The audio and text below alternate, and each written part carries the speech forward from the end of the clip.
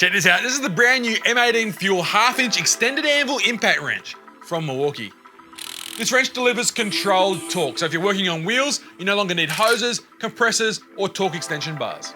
You got 4 speed controls that you can cycle through. The first 3 have auto shutoffs for when you reach the desired torque you require. And you can customize those settings using the One Key app on your phone.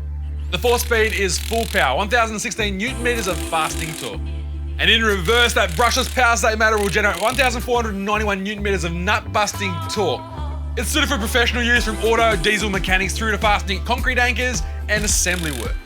Increased reach without compromising on power. It's a very nice addition to the ever-expanding impact wrench range from Milwaukee. If you'd like to know more about this 1/2-inch extended anvil impact wrench, head over to sydneytools.com.au right now or drop into your local Sydney Tools store. Until next time, I'm Tim. Thanks for watching Sydney Tools TV.